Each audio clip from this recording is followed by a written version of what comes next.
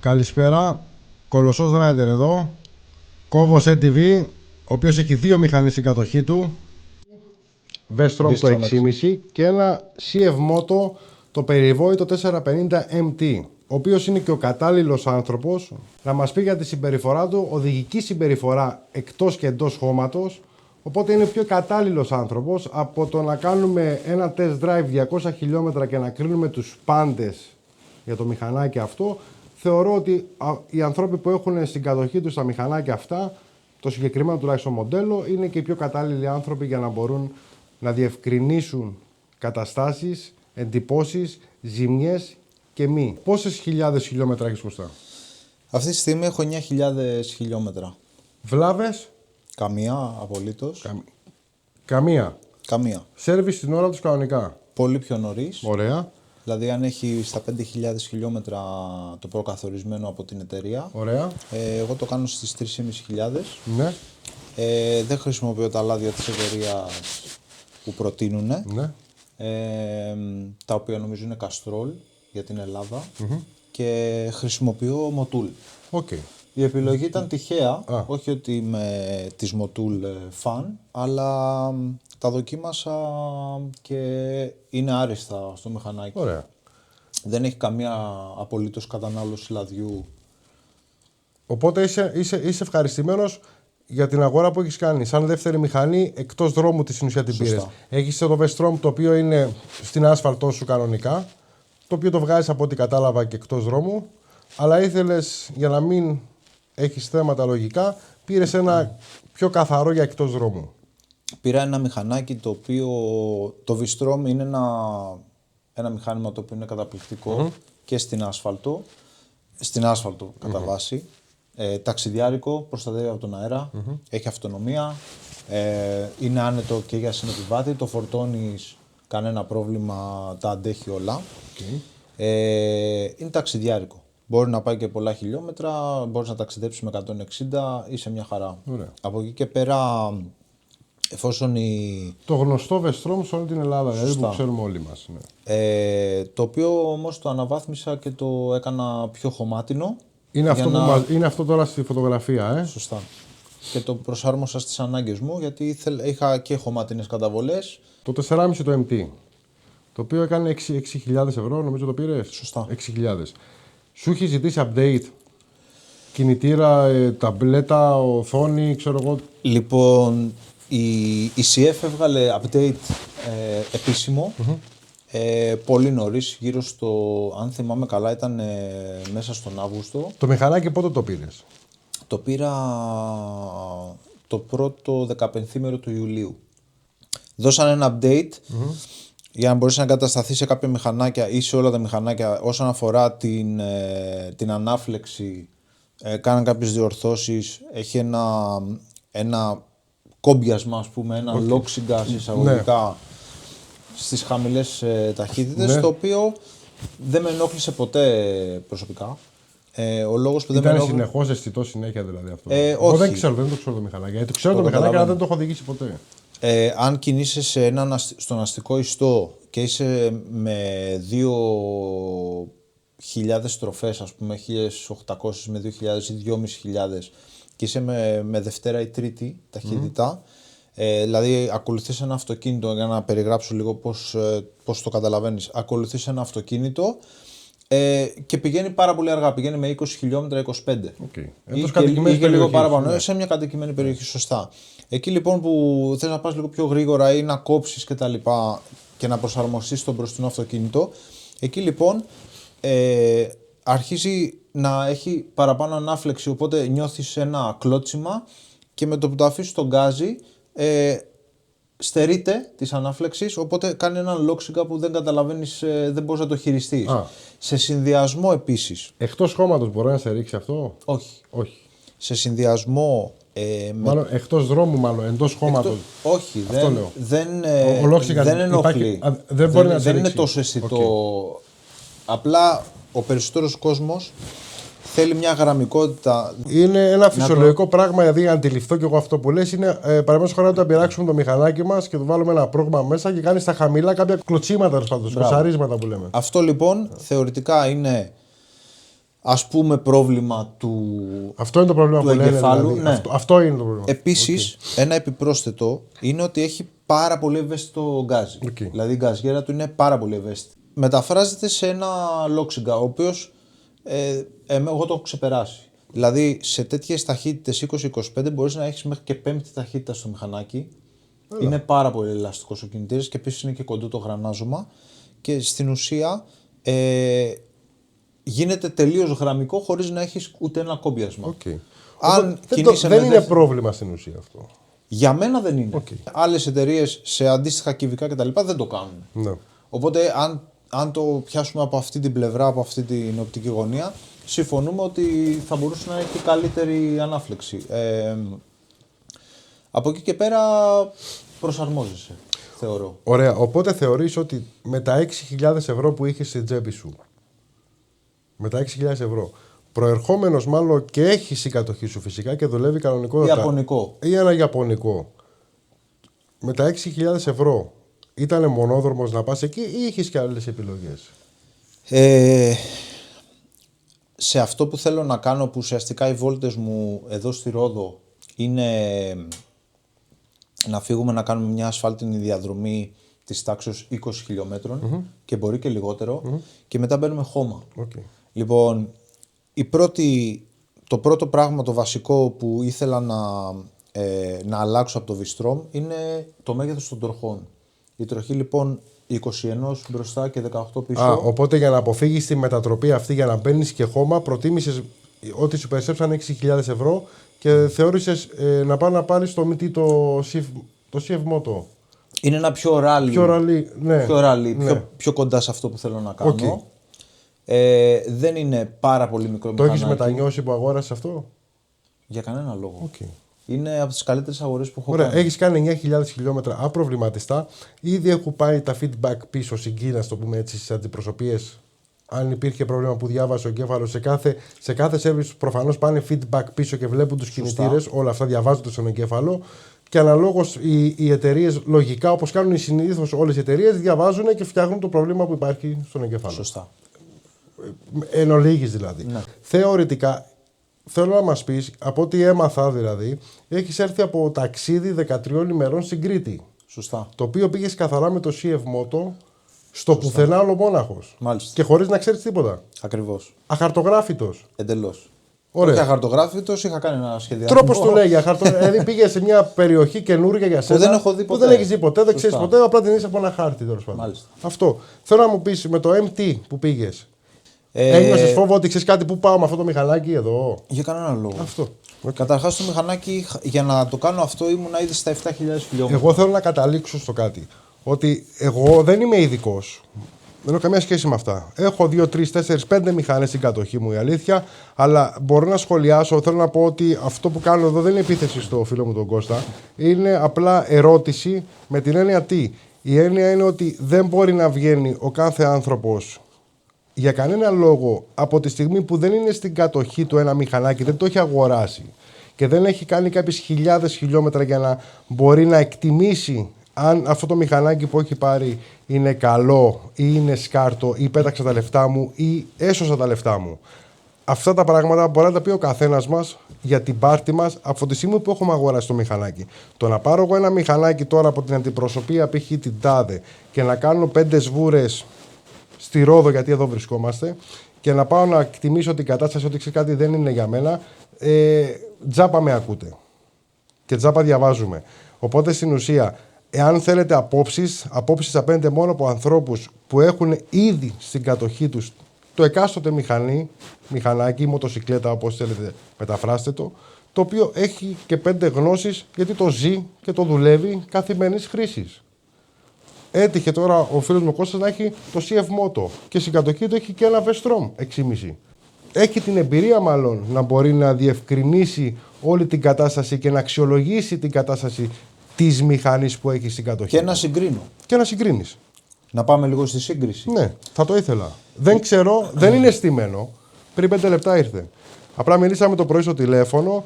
ότι θέλω να κάτσουμε να μιλήσουμε για το ταξίδι που έκανε. Και έτυχε μέσα στο ταξίδι, εγώ δεν ήξερα ότι είχε MT4,5, ήξερα ότι είχε ένα Vestrom 6,5 αλήθεια. Οπότε συζητώντας στο τηλέφωνο μου είπε και μου στείλε 2 βίντεο, το οποίο είναι με το MT το 4,5. Και προεκπλήξεως δηλαδή ήθελα να ακούσω την άποψή του. Γι' αυτό ανεβάζουμε αυτό το βίντεο. Για καφέ ήρθε. Είναι εντυπωσιακό και το δέσιμό του και το σφίξιμό του. Όλα τα πλαστικά, δεν τρίζει τίποτα στα 9.000 χιλιόμετρα. Με πολύ χώμα, έτσι. Δηλαδή έχω 4.500 σχεδόν άσφαλτο, γιατί το χρησιμοποιώ και στην πόλη να πάω στη δουλειά μου κτλ. Και άλλα 4,5 χώμα. Okay. Δηλαδή είναι μισό-μισό αυτή τη στιγμή και δεν κάνω απλά χώμα να μπω σε ένα χωματόδρομο να τσουλήσω. Ναι. Άλματα. Με το CF Moto. Hard enduro, ναι, δηλαδή κάνω hard enduro. Anyway, Ναι. Καταλαβαίνεις ότι έχω κάνει και πιο σκληρή Ναι. χρήση και μπαίνω και σε ποτάμια και κανένα πρόβλημα. Δεν έσπασε κανένα σασί τίποτα να αρπάξει, Όχι. Οπότε είχα ένα αρχικό σχέδιο να κάνω όλους τους νομούς της Κρήτης και φυσικά λόγω του ότι το μηχανάκι σου επιτρέπει να μπεις χώμα χωρίς πρόβλημα κτλ. Η δομή του είναι και αυτή. επειδή είμαι και χωμάτινος, Ναι. είπα ότι θα συμπεριλάβω κομμάτια τα οποία είναι ανεξερεύνητα και δεν θα ήταν απλά οδήγηση στην άσφαλτο να πάω να δω ένα νησί που είναι μεγάλο, μια περιοχή μεγάλη ας πούμε. Οπότε ο λόγος που επέλεξα να πάω με το 450 ήταν καταρχάς ότι είναι καινούριο, κατά δεύτερον ότι ήθελα, ότι ήμουνα solo, δεν είχα άλλον συνεπιβάτη, οπότε δεν με ένοιαζε η άνεση που θα προσέφερα στον συνεπιβάτη. Το επόμενο είναι ότι μπορούσα να πάω χώμα χωρίς φόβο και τα λοιπά, να είναι σταθερό, να τα αντέξει και τα λοιπά. Οπότε επέλεξα το 450. Στο κομμάτι λοιπόν της Κρήτης ξεκίνησα από Σιτία που πηγαίνει κατευθείαν το καράβι από τη Ρόδο και είναι και πιο κοντινή απόσταση, λιγότερες ώρες. Έμεινα το πρώτο βράδυ στη Σιτία, ξεκίνησα και έκανα μια διαδρομή από τα βουνά. Πήγα προς Λιβικό πέλαγος, δηλαδή στη νότια πλευρά της Κρήτης, και ξαναγύρισα στο Ηράκλειο. Αυτή λοιπόν η διαδρομή, η πρώτη, περιλάμβανε μια χωμάτινη διαδρομή σε πολύ υψηλό υψόμετρο, δεν θυμάμαι ακριβώς, είναι κοντά στα 2.000 μέτρα. Έλα ρε. Ναι. Κοντά, δεν είμαι ακριβώς σίγουρος, δεν το θυμάμαι. Είχες κάποιο θέμα ή σου δημιούργησε κάποιο θέμα το μηχανάκι καθοδόν ή ήσουν όλα εντάξει? Ήμουνα 100% εντάξει. Κανένα θέμα. Δηλαδή δεν το λέω ούτε για να ανεβάσω την εταιρεία ούτε τίποτα. Ήταν ένα καινούριο μηχανάκι. Είχα κάνει το service μου από πριν. Γνώριζα ότι θα είμαι στην τάξη των 1.000 με 1.500 χιλιόμετρων διαδρομή. Σύνολο. Ούτε λάστιχο έπαθα. Ούτε να μου σβήνει, να μου κάνει τίποτα. Ήταν εντελώς απροβλημάτιστο. Οπότε έχεις κάνει 9.000 χιλιόμετρα, επαναλαμβάνω. Σωστά. Μέχρι στιγμής. Μάλιστα. Απροβλημάτιστα. Απροβλημάτιστα. Καμία ανάκληση. Καμία. Και έχεις κάνει το ταξίδι σου μια χαρά και επέστρεψες μια χαρά. Σωστά. Και πού θα ξαναπάς πάλι? Κάπου. Εννοείται. Ωραία. Οπότε στην ουσία Θα είναι. φύγω για Αθήνα τώρα και θα πάω και κάποια χωματινή διαδρομή. Θα κάνω καμιά βόλτα. Δεν είναι ταξίδι, αλλά πάλι θα το φορτώσω και θα πάω. Ωραία, ωραία. Οπότε ήσουν προετοιμασμένος για όλες τις εκδοχές Ακριβώς. του μηχανικού. Αδιάβροχα. Βροχή είχε κάτω Κρήτη τώρα που ήσουν? Καθόλου.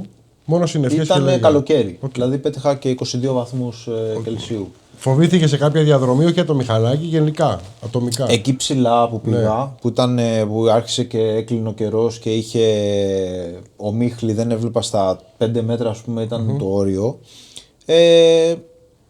Ξέρεις, τα συναισθήματα είναι ανάμεικτα όταν οδηγάς, οπότε σκέφτεσαι τι κάνω εγώ εδώ τώρα, ή μετά λες, οκ, δεν είναι και τίποτα, είμαστε ασφαλείς, δεν κάνουμε ταρζανιές, πάμε όμορφα, ωραία, δεν φοβήθηκα πουθενά. Okay. Δύο παράγοντες γι' αυτό. Ένας είναι ότι έχω γνωστούς στην Κρήτη, οπότε μπορούσα να καλέσω κάποιον να με βοηθήσει με τον οποιοδήποτε τρόπο ή να ξέρει που είμαι. Άρα λοιπόν δεν έχω αλλάξει τίποτα, είναι ένα καινούργιο μηχανάκι, δεν χρειάζεται να αλλάξει κάτι. Οπότε από την πρώτη στιγμή Πίσω αμορτισέρ έδωσα προφόρτιση για να το φέρω με το ανάλογο sag να δουλεύει σωστά. Αντίστοιχα και μπροστά. Ο λόγος είναι ότι είναι ένα μηχανάκι ρυθμισμένο περίπου για 75 με 80 κιλά. Εγώ με τον εξοπλισμό ξεπερνάω τα 90. Λοιπόν, μη σου πω 95. Μαζί με σένα πάνω. Βέβαια, με την αυτού μεγαλειότητα. Λοιπόν, οπότε πρέπει να φρενάρει σωστά, να διαχειρίζει το βάρος από τα φρένα και το έξτρα βάρος, το έξτρα φορτίο και πίσω να μην πέφτει πάρα πολύ το αμορτισέρ. Ο λόγος είναι ότι χάνεις από τη διαδρομή σου, δεν δουλεύει σωστά, ψαρεύει κλπ. Επομένως πρέπει να το ρυθμίσεις. Έχω δει πολύ κόσμο ο οποίος έρχεται, το συναντάω ας πούμε έξω σε βόλτες ή το συναντάω σε συνεργεία και βλέπω ότι είναι πολύ βαρύτεροι από μένα χωρίς εξοπλισμό και το μηχανάκι είναι στημένο όπως το πήραν από το εργοστάσιο. Δεν έχει κάνει κανένας τίποτα. Άρα λοιπόν, πρώτο πράγμα που κάνουμε είναι να ρυθμίσουμε το αμορτισέρ. Νόμος. Μετά από αυτό, αν προσθέσεις βάρος και βαλίτσες κτλ., ξεκινάμε επόμενο στάδιο ρύθμισης. Πρέπει πίσω να διαχειρίζεται στις λακκούβες, στις μεταβολές των φορτίων, στρίβο δεξιά και αριστερά, να μπορεί το μηχανάκι ούτε να σε πετάει, ούτε να τερματίζει στις βυθίσεις κτλ. Πόσο μάλλον όταν πηγαίνεις και χώμα, με βάρος. Λοιπόν, επομένως έκανα έξτρα ρύθμιση, περισσότερη προφόρτιση, άλλαξα την επαναφορά να διαχειρίζεται, να έχει περισσότερη τάση για την επαναφορά ώστε να διαχειρίζεται το έξτρα βάρος που είναι τέρμα πίσω, άρα σημαίνει ότι το μηχανάκι θα κάθεται, άρα σημαίνει ότι χάνεις τιμόνι. Φρενάρεις, άρα σημαίνει ότι βυθίζεται πολύ περισσότερο γιατί έχει να διαχειριστεί και το βάρος από τις βαλίτσες. Επομένως όλο αυτό πρέπει να γίνεται. Αυτό ήταν το πράγμα που έκανα. Έβαλα ένα διπλό stand. Ο λόγος είναι, δεν μου αρέσει το διπλό stand, αλλά πρέπει να το βάλεις για να μπορέσεις να φορτώνεις ή επίσης αν θες να κάνεις μια επισκευή να μπορεί να είναι σε σταθερό έδαφος και όρθιος. Ναι, αυτό που είχαμε πει προηγουμένως. Το είπαμε προηγουμένως. Και θέλω να πω επίσης ότι προσωπικά δεν έχω μιλήσει για το μηχανάκι πριν καλύψω περίπου 3.500 χιλιόμετρα. Ο λόγος που δεν το έκανα αυτό είναι ότι για να μπορέσεις να έχεις μια ολοκληρωμένη άποψη πρέπει να το έχεις οδηγήσει για τη χρήση που είναι σε χώμα, να έχεις κάνει 5 πράγματα, να έχεις δει πώς συμπεριφέρεται, τι χρειάζεται να ρυθμίσεις, αν θέλεις και κάποιες άλλες αλλαγές στις αναρτήσεις να τις κάνεις. Πρέπει να έχεις αλλάξει τα πρώτα λάδια και ίσως και μια δεύτερη αλλαγή για να καταλάβεις πώς είναι το σασμάν του, διότι στην πρώτη αλλαγή με το που τα άλλαξα τα λάδια, όπως σου είπα έβαλα Motul, δεν έχω κάτι με την εταιρεία, απλά το έβαζα και στο Vistrom και μου άρεσαν σαν λάδια. Έβαλα λοιπόν τα Motul, καλυτέρεψε κάποια στιγμή αργότερα, μου άρχισε το σασμάν να σκληραίνει, να μην μου μπαίνει νεκρά κτλ. Πάντα αυτό είναι ένα τρίπτυχο αλυσίδα, δηλαδή τέντομα αλυσίδας, λάδια και η θερμοκρασία του περιβάλλοντος. Αλλά ήταν όλα σε καλοκαιρινούς μήνες, ήταν τα λάδια λεπτά και τα λοιπά, δεν υπήρχε κάποιο πρόβλημα. Ήθελε μια δεύτερη αλλαγή. Μόλις την έκανα λοιπόν, το σασμάν είναι Honda. Είναι πάρα πολύ γλυκό, μπαίνουν όλες τις ταχύτητες, κανένα πρόβλημα, είναι εξαιρετικό. Οπότε στις 7.000 χιλιόμετρα που έκανα αλλαγή, εκεί λοιπόν είδα πάρα πολύ καλό σασμάν. Μπαίνουμε λοιπόν στο ταξίδι και ο τρόπος που διαχειρίζεται το μηχανάκι το έξτρα βάρος πίσω, που αυτό σημαίνει ή βαλίτσες ή συνεπιβάτης, δεν θεωρώ ότι μπορεί εύκολα να τα διαχειριστεί και τα δύο. Να έχεις και διπλό. Ναι, από θέμα χώρου θα έλεγα. Γιατί εγώ για να βάλω τις βαλίτσες, ας πούμε, τώρα στο χώρο του συνεπιβάτη. Κατήργησα τελείως το συνεπιβάτη στην ουσία. Ναι, και τις χούφτες του. Τα έχω βγάλει, γιατί τα σαμάρια δεν μπαίνανε μαζί. Οπότε δεξιά, αριστερά και πίσω η βαλίτσα δεν θα χωρούσε. Αν θες εσύ να πας σε ένα ταξίδι, κάμπινγκ, και έχεις μόνο το CF, δηλαδή το MT το 4,5 που έχεις τώρα, και θέλει να έρθει και η σύζυγός σου, η γυναίκα σου ή η κοπέλα σου τέλος πάντων, να έρθει μαζί σου για να κάνει κάμπινγκ. Τι κάνεις τώρα εκεί? Μία εβδομάδα. 10 Σωστά. μέρες. Σίγουρα θα. Εγώ ξέρω τι θα κάνω με το βαραντέρο. Εσύ τι θα κάνεις τι θα κάνεις μάλλον με το CF. Κοίταξε να δεις. Σαν μηχανάκι είναι λίγο μικρότερο από ένα βαραντέρο ή ένα Bistrom κτλ. Άρα οι χώροι του είναι λιγότερο επαρκείς. Άρα ή θα κοιτούσα για διαφορετικό φόρτωμα και ίσως μεγαλύτερες αποσκευές. Okay. Περισσότερες. Μεταλλικές τώρα. Δηλαδή, θα ήταν το καλύτερο. Για να μπορείς να βάλεις και δεύτερο άτομο. Θα ήταν το καλύτερο. Στις μεταλλικές έχεις και το καπάκι. Μπράβο, οπότε μπορείς να βάλεις έξτρα από πάνω. Οπότε στην ουσία για να μπορώ και εγώ να έχω μια άποψη, εάν σκεφτώ να πάρω το μηχανάκι αυτό κάποια στιγμή στο μέλλον. Τι θα κάνεις στο δικάβαλο. Τι θα κάνω στο δικάβαλο, γιατί η γυναίκα μου ακολουθάει σε κάμπι και τέτοια. Ωραία. Οπότε στην ουσία ή θα έχω μόνος μου σαμάρια και δικάβαλο θα έχω μεταλλικές βαλίτσες και τελειώνει η υπόθεση. Θα μπορούσε να έχεις και το συνδυασμό. Θα ήθελες σίγουρα περισσότερα λίτρα στις βαλίτσες δεξιά και αριστερά για να μπορέσεις να βάλεις τις γυναίκας στα μπιχλιμπίδια που είναι γνωστό ότι είναι παραπάνω. Okay. Από εκεί και πέρα θα έλεγα ότι σε απλές διαδρομές και επαρχιακούς και χαλαρά, όχι πολύ μεγάλα ταξίδια, θα είναι εντάξει. Θα έλεγα όμως ότι εκεί θα καταλάβεις ότι είναι 450. Okay. Δηλαδή, θα καταλάβεις τα κυβικά του δηλαδή. Θα καταλάβεις τα κυβικά του. Εγώ δεν τα κατάλαβα. Δεν με περιόρισε. Ήμουνα εντάξει. Τα σήκωνε και ήταν 80 λίτρα, έτσι. Ναι. Τα σήκωνε. Αν είχα και ένα έξτρα άτομο παραπάνω, εκεί λοιπόν μπορεί να αντιμετώπιζα στις ανηφορικά και στους επαρχιακούς και στις ανηφόρες που ας πούμε ανέβαινα βουνά, ότι ας πούμε θα ήθελα μια ταχύτητα πιο κάτω. Ή επίσης μπορεί να μην μπορούσε να τραβήξει τόσο πολύ και να... Οπότε τα βίντεά σου, αυτά που έχεις τραβήξει, είπες βίντεο. Σωστά. Είναι αυτά που μου στείλες. Ναι. Οπότε αυτά που μου στείλες είναι στο κανάλι σου. Είναι στο κανάλι. Ωραία. Το οποίο στο κανάλι θα βάλω το κανάλι του Κώστα στην περιγραφή του βίντεο που θα το ανεβάσουμε μόλις μονταριστεί μόλις τις επόμενες ημέρες. Οπότε θα μπορείτε να δείτε τα βίντεο του Κώστα από την βόρτα που έκανε στην Κρήτη. Αναλυτικά. Επανέρχομαι λοιπόν στο κομμάτι του review. Δεν μπορείς να κάνεις review ένα σχολιασμό για ένα μηχανάκι χωρίς να έχεις κάνει λοιπόν αυτά τα χιλιόμετρα. Okay. Δεν έχουν στρώσει σχεδόν στις 3.000 χιλιόμετρα ακόμα τα amortisseur. Οπότε συμφωνείς η δικιά μου άποψη αυτό που είπα και στο προηγούμενο βίντεο που ανέβασα πριν κάτι ημέρες, ότι δεν είναι σωστό δεν είναι σωστό να σχηματίζουμε μία γνώμη για ένα μηχανάκι τόσο γρήγορα που δεν είναι και δικό μας στην ουσία. Μπορείς να οδηγήσεις ένα μηχανάκι, να λάβεις μια άποψη, αλλά όμως δεν είσαι σε θέση για κανένα λόγο σε οποιοδήποτε κομμάτι των αγαθών, των υλικών που αγοράζουμε. Δηλαδή παίρνω ένα κράνος. Αυτό το κράνος, ας πούμε, μόλις το έβαλα δεν μπορούσα να αναπνεύσω. Ναι. Δεν μπορώ λοιπόν να πω ότι αυτό το κράνος είναι απαράδεκτο γιατί δεν μπορείς να αναπνεύσεις. Μόλις λοιπόν έστωσαν τα υλικά και πήρε τη φόρμα του στο κεφάλι μου κτλ. Είναι ένα κράνος το οποίο μπορεί να το φορέσεις 5 ώρες και να μην καταλάβεις ότι φόρεσες κράνος. Άρα λοιπόν, αν εγώ έβγαζα review για αυτό το κράνος και έλεγα ότι δεν μπορώ να αναπνεύσω, δεν είναι καλή ζελατίνα κτλ. Και το βγάλω προς τα έξω, αυτό λοιπόν είναι λάθος. Okay. Το ίδιο δεν μπορείς να κάνεις λοιπόν και σε ένα μηχανάκι που είναι καινούριο και δεν είναι δικό σου.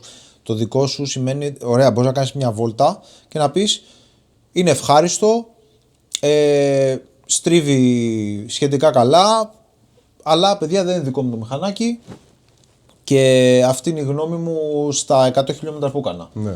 Όχι ότι ούτε ότι δεν έχει ποιότητα, ούτε ότι μπορείς να πεις ας πούμε δεν προστατεύει από τον αέρα. Ναι. Είναι αλήθεια. Δεν μπορείς να πεις όμως ότι δεν έχει καλά amortisseur, δεν μπορείς να πεις ότι δεν μου φαίνεται και πολύ καλό ή ότι π.χ. δεν μου φαίνεται αξιόπιστο. Ναι. Δεν μπορείς να τα πεις αυτά. Πρέπει να είσαι πάρα πολύ προσεκτικός. Δεν μπορείς να επηρεάσεις κάποιον άνθρωπο στα 100 χιλιόμετρα που θα κάνει σύνολο για αυτό το μηχανάκι Να έχεις σχηματίσει μια ατμοσφαιρική άποψη. Δεν μπορείς. Όσο έμπειρος και να είσαι. Δεν γίνεται. Όσο έμπειρος και να είσαι. Δεν γίνεται. Δηλαδή είναι σαν να έρθει τώρα εμένα που έχω στην κατοχή μου, είχα στην κατοχή μου 2 βαραντέρο, έσπασα τη μία, έλα πες μου για βαραντέρο να σου πω την άποψή μου, γιατί έχω στην κατοχή μου. Έχω και το ΜΚ3, έχω και το ΜΚ1. Οπότε το ένα το σπάσα. Και έχω το κινητήρα στο σπίτι, το οποίο θα έρθει εδώ να διακοσμηθεί εδώ κινητήρα, στο μαγαζί. Και έχω και άλλα 3-4 μηχανάκια, το οποίο έχω άποψη για τα μηχανάκια που έχω στην κατοχή μου. Αυτά που έχω αγοράσει εγώ. Σωστά. Οπότε εκεί, αν με ρωτήσει, θα σου πω την άποψή μου, γιατί τα έχω φάει στη μάπα. Το να πω κάτι στα παιδιά που παρακολουθούν για το CF Moto, για το BMW το GS1300, για το Multistrada, κάτι που δεν είναι δικό μου. Εγώ μπορώ να πω για το BMW για το 1300. Δεν μου αρέσει οπτικά. Τελείωσε. Τέλος. Ξέρω ότι είναι ένα τεχνολογικό θαύμα, ας πούμε. Εντάξει, υπερβάλλω, αλλά είναι πάρα πολύ σωστό τεχνολογικά. Δεν ξέρω. Αλλά δεν μπορώ να πω ότι δεν έχω άποψη. Δεν μου αρέσει το αμόρτισερ του χωρίς να το έχω οδηγήσει. Ακόμα και να το οδηγήσω, δεν μπορώ να πω πάρα πολλά πράγματα. Θέλει φιδό, θέλει περιορισμό σε αυτά που λες. Και κάτα για την πάρτι σου που λένε. Θα άλλαζες γρανάζι? Κοίταξε να δεις. Θα μπορούσα να έχω και την επιλογή του να έχω ένα δεύτερο γρανάζι σε περιπτώσεις που θέλω να πάω περισσότερη πορεία για περισσότερα χιλιόμετρα. Δηλαδή, αν θα έπαιρνα αυτό το μηχανάκι να πάω Nordcup, εντάξει, δεν θα το έκανα, αλλά πες ότι το έπαιρνα, θα έβαζα οπωσδήποτε 15. Okay. Το 15 είναι ένα δόντι παραπάνω, χαμηλώνει περίπου 500 με 600 στροφές και ουσιαστικά έχεις πολύ πιο smooth λειτουργία σε υψηλότερα χιλιόμετρα. Σωστά. Αυτό λοιπόν κατάλαβα και σε εθνική οδό, όπου είχα, ας πούμε, βρήκα μια μηχανή, ας πούμε, που προσπαθούσα να την ακολουθήσω και ήταν 6,5 Απρίλια. Το οποίο έβλεπα ότι είμαι εγώ 130-135 σχεδόν τερματισμένος, γιατί είχα και τις βαλίτσες, έχει πάρα πολύ αντίσταση αέρα κτλ. Και δεν μπορούσα να ανοίξω, να καταλάβεις ότι ανοίγει το μηχανάκι και αρπάζει για να πας να κάνεις, να το κυνηγήσεις. Ήμουνα στο όριο και βέβαια ήμουνα και 8.200-8.300 σχεδόν τέρμα δηλαδή. Στις 9.30 τερματίζει. Σχεδόν τέρμα, ναι. Ωραία. Συγκεκριμένα για αυτό το πράγμα θεωρώ ότι ο κινητήρας δεν έχει πρόβλημα να κινείται σε πολλή ώρα σε τέτοιες στροφές. Ο λόγος είναι ότι έρχεται από το αδερφό του μηχανάκι, το οποίο είναι το SR, το οποίο ανεβάζει ακόμα περισσότερες από τις 9.500. Οπότε σαν κινητήρας δεν έχει την αντοχή να διατηρήσει αυτή την πίεση. Παρ' όλα αυτά δεν είναι ποτέ καλό να το κυνηγάς και να είσαι σε αυτές.